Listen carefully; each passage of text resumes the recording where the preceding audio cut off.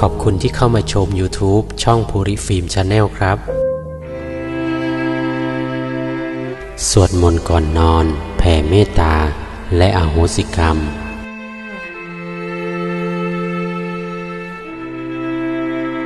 สวัสดีครับคุณผู้ชมคลิปนี้ผมจะพาคุณผู้ชมมาสวดมนต์ไหว้พระแผ่เมตตาอุทิศส่วนกุศลให้กับตัวเองให้กับเจ้ากรรมนายเวรและขออโหสิกรรมกันครับขออนุโมทนาบุญและกราบขอบพระคุณครูบาอาจารย์ทุกท่านที่ให้คติธรรมและข้อคิด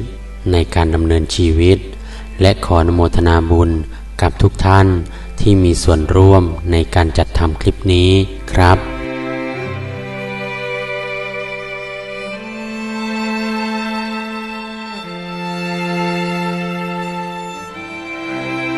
ตั้งจิตระลึกถึงพระพุทธเจ้า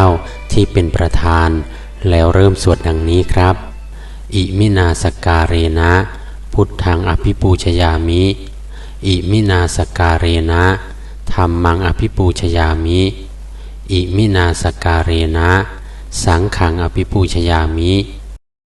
อรหังสัมมาสัมพุทโธภควาพุทธังภควันตังอภิวาเทมิสวากขาโตภควตาธัมโมธัมมังนัมสสามิสุปฏิปันโนภควโตสาวกสังโฆสังฆังนะมามินะโมตัสสะภควโตอะระหะโตสัมมาสัมพุทธัสสะนะโมตัสสะภควโตอะระหะโตสัมมาสัมพุทธัสสะนะโมตัสสะภควโตอะระหะโตสัมมาสัมพุทธัสสะวันทามิพุทธังสัพพเมโทสังขมัทเมพันเตวันทามิธัมมังสัพพเมโทสังขมัทเมพันเตวันทามิสังฆังสัพพเมโทสังขมัทเมพันเตพุทธังสรณังคัจฉามิธัมมังสรณังคัจฉามิสังฆังสรณังคัจฉามิทุติยัมปิพุทธังสรณังคัจฉามิทุติยัมปิธัมมังสรณังคัจฉามิทุติยัมปิสังฆังสรณังคัจฉามิตติยัมปิพุทธังสรณังคัจฉามิตติยัมปิธัมมังสรณังคัจฉามิตติยัมปิสังฆังสรณังคัจฉามิอิติปิโสภควาอรหังสัมมาสัมพุทโธวิชชาจรณสัมปันโนสุขโตโลกวิทูอนุตตโรปุริสธรรมสารถิสัทธาเทวมนุสสานังพุทโธภควาติสวากขาโตภควตาธัมโมสันทิฏฐิโกอากาลิโกเอหิปัสสิโกโอปนะยิโกปัจจัตตังเวทิตโพวินยูหิติสุปฏิปันโนภควโตสาวกสังโฆอุชุปฏิปันโนภควโตสาวกสังโฆยายะปฏิปันโนภควโตสาวกสังโฆสามีจิปฏิปันโนภควโตสาวกสังโฆยะทิทังจตาริปุริสยุคานิอัฏฐปุริสปุคลาอีสะภควโตสาวกสังโฆอาหุเนยโยปาหุเนยโยทักขิเนยโยอัญชลีกรณิโยอนุตตรังปุญญเขตตังโลกัสสาติพาหุงสหัสสมะพินิมมิตสาวุทันตังครีเมขลังอุติตโครสเสนมารังทานาทิธรรมวิธินาชิตวามุนินโทตันเตชะสาปวัตุเมชยมังคลานิมาราติเรกมะพิยุตฉิตสัพพรัตติงคูรัมปนาละวักกมักขมะทัตถยักขังขันตีสุทันตวิธินาชิตวามุนินโทตันเตชะสาภวตุเมชยมังคลานินาลาคิริงขชาวรังอติมัตตภูตังทาวักขิจักกมะสนีวะสุทารุนันตัง เมตตัมภูเสกวิธินาชิตวามุนินโทตันเตชะสาภวตุเมชยมังคลานิอุคิตตคักขมะติหัตถะสุทารุนันตังทาวันติโยชนะปะทังกุลิมาละวันตังอิทธิปิสังคตมโนจิตวามุนินโทตันเตชะสาภวตุเมชยมังคลานิกัตตวานกัตถมุทรังอิวะขพีนิยาจินจายะทุทธวจนังชนะกายมัจเฉสันเตนะโสมวิธินาชิตวามุนินโทตันเตชะสาภวตุเมชยมังคลานิสัจจังวิหายะมติสัจจะกวาทะเกตุงวาทาปิโรปิตมะนังอาติอันทภูตังปัญญาปฏิปัชาลิโตชิตวามุนินโทตันเตชะสาภวตุเมชยมังคลานินันโทปนันทปุจคังวิปุทังมหิตทิงปุตเตนะเถระปุจเคนะธมาปยันโตอิทธุปเทสวิธินาชิตวามุนินโทตันเตชะสาภวตุเมชยมังคลานิทุกขาหะทิฏฐิพุจเคนะสุทัตตหัตถังพรัมมังวิสุทธิชุติมิตทิปกาปิธานังยานาคเทนะวิธินาชิตวามุนินโทตันเตชะสาภวตุเมชยมังคลานิเอตาปิพุทธชยมังคละอัตถคาถาโยวาจโนทินาทิเนสารเตมตันทีหิตตวานะเนกวิวิธานิจุปัตถวานิโมกขังสุขังอธิขเมยยะนโรสปัญโยนะโมตัสสะภะคะวะโตอะระหะโตสัมมาสัมพุทธัสสะนะโมตัสสะภะคะวะโตอะระหะโตสัมมาสัมพุทธัสสะนะโมตัสสะภะคะวะโตอะระหะโตสัมมาสัมพุทธัสสะปุตตะกาโมละเพปุตตังทนะกาโมละเพทนังอัตถิกายเยกายะยายะเทวานังปิยะตังสุตตวาอิติปิโสภควายะมะราชาโนทาเวสสุวรรณโนมรณังสุขังอรหังสุกโตนะโมพุทธายะชยาสนากตาพุทธาเชตวามารังสวาหานังจตุสัจจาสพังรสังเยปิวิงสุนราสภาตันหังกราทโยพุทธาอัตถวีสตินายกาสัพเพปฏิทิตาไมหังมัทธเกเตมุนิสราสีเสปฏิทิโตไมหังพุทโธธัมโมทวิโลจเนสังโฆปฏิทิโตไมหังอุเรสัพพกุณากโรหะทะเยเมอนุรุตโธสารีปุตโตจะทักขิเนโกณทัญโยปิติภาคัสสมิงโมคัลลาโนจวามะเกทักขิเนสวเนไมหังอาสูงอานันทราหุโลกัสสโปจะมหานาโม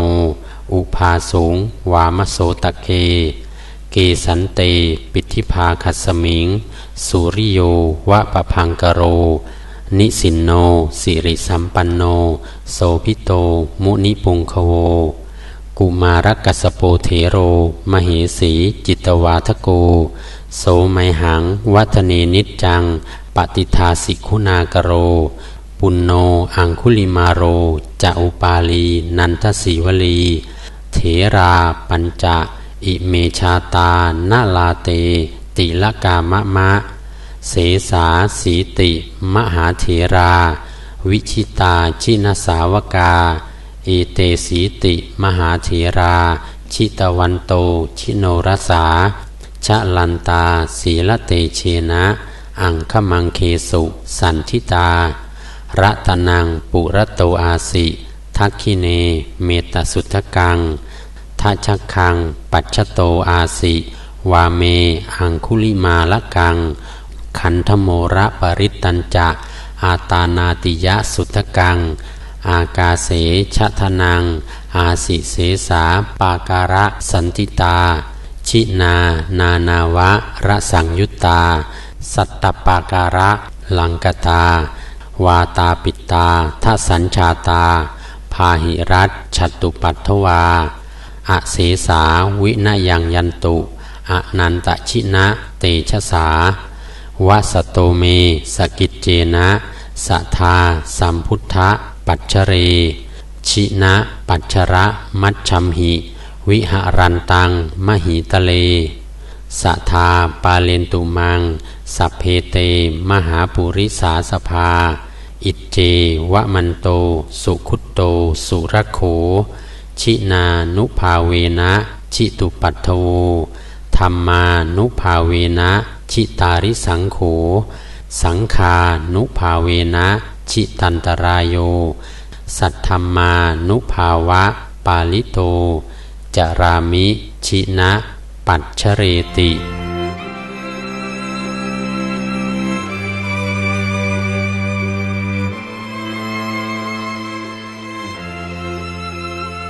อะหังสุขิโตโหมิ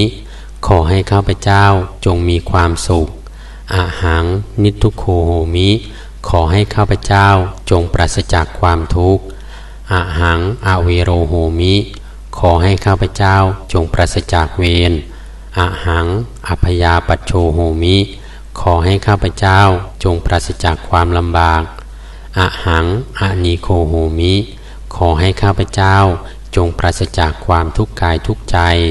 สุขีอัตตานังปริหารามิ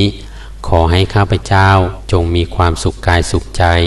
รักษาตนให้พ้นจากทุกภัยทั้งสิ้นเถิดสัพเพสัตตาสัตว์ทั้งหลายที่เป็นเพื่อนทุกข์เกิดแก่เจ็บตายด้วยกันทั้งหมดทั้งสิ้นอเวราหุนตุจงเป็นสุขเป็นสุขเถิดอย่าได้มีเวรแก่กันและกันเลยอภยาปัชชาหุนตุจงเป็นสุขเป็นสุขเถิดอย่าได้เบียดเบียนซึ่งกันและกันเลยอานีคาโหนตุจงเป็นสุขเป็นสุขเถิดอย่าได้มีความทุกข์กายทุกข์ใจเลยสุขีอัตตานังปริหารันตุจงมีความสุขกายสุขใจรักษาตนให้พ้นจากทุกภัยทั้งสิ้นเถิดอิทังเมมาตาปิตุนังโหตุสุขิตาโหตุมาตาปิตโรขอส่วนบุญนี้จงสำเร็จแก่มารดาบิดาของข้าพเจ้าขอให้มารดาบิดาของข้าพเจ้ามีความสุขอิทังเมยตินังโหตุสุขิตาโหตุยาตโยขอส่วนบุญนี้จงสำเร็จแก่ญาติทั้งหลายของข้าพเจ้าขอให้ญาติทั้งหลายของข้าพเจ้ามีความสุขอิทังเมคุรุปัชชายาจริยานังโหตุสุขิตาโหตุคุรุปัชชายาจริยาขอส่วนบุญนี้จงสำเร็จแก่ครูอุปัชฌาย์อาจารย์ของข้าพเจ้าขอให้ครูอุปัชฌาย์อาจารย์ของข้าพเจ้ามีความสุขอิทังสัพพเทวตานังโหตุสุขิตาโหนตุสัพเพเทวาขอส่วนบุญนี้จงสำเร็จแก่เทวดาทั้งหลายทั้งปวงขอให้เทวดาทั้งหลายทั้งปวงมีความสุขอิทังสัพพเปตานังโหตุสุขิตาโหนตุสัพเพเปตาขอส่วนบุญนี้จงสำเร็จแก่เปรตทั้งหลายทั้งปวงขอให้เปรตทั้งหลายทั้งปวงมีความสุขอิทังสัพพเวรีนังโหตุสุขิตาโหนตุสัพเพเวรีขอส่วนบุญนี้จงสำเร็จแก่เจ้ากรรมนายเวรทั้งหลายทั้งปวงขอให้เจ้ากรรมนายเวรทั้งหลายทั้งปวงมีความสุขอิทังสัพพสัตตานังโหตุสุขิตาโหนตุสัพเพสัตตาขอส่วนบุญนี้จงสำเร็จแก่สัตว์ทั้งหลายทั้งปวงขอให้สัตว์ทั้งหลายทั้งปวงมีความสุขทั่วหน้ากันเถิดข้าพเจ้าขออโหสิกรรมกรรมใดที่ทำแก่ผู้ใดในชาติใดๆก็ตามขอให้เจ้ากรรมนายเวรจงอโหสิกรรมให้แก่ข้าพเจ้าอย่าได้จองเวรจองกรรมต่อไปเลยแม้แต่กรรมที่ใครๆทำแก่ข้าพเจ้าก็ตามข้าพเจ้าขออโหสิกรรมให้ทั้งสิ้นยกถวายพระพุทธเจ้าเป็นอภัยทานเพื่อจะได้ไม่มีเวรกรรมต่อไปด้วยอานิสงส์แห่งอภัยทานนี้ขอให้ข้าพเจ้าครอบครัวบุตรหลาน ตลอดจนวงศาคณาญาติและผู้มีอุปการะคุณของข้าพเจ้ามีความสุขความเจริญ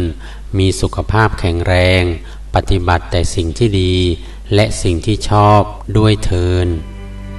ขออนุโมทนาบุญและกราบขอบพระคุณครูบาอาจารย์ทุกท่านที่ให้คติธรรมและข้อคิดในการดำเนินชีวิตและขออนุโมทนาบุญกับทุกท่านที่มีส่วนร่วมในการจัดทำคลิปนี้และรับชมคลิปนี้สาธุครับ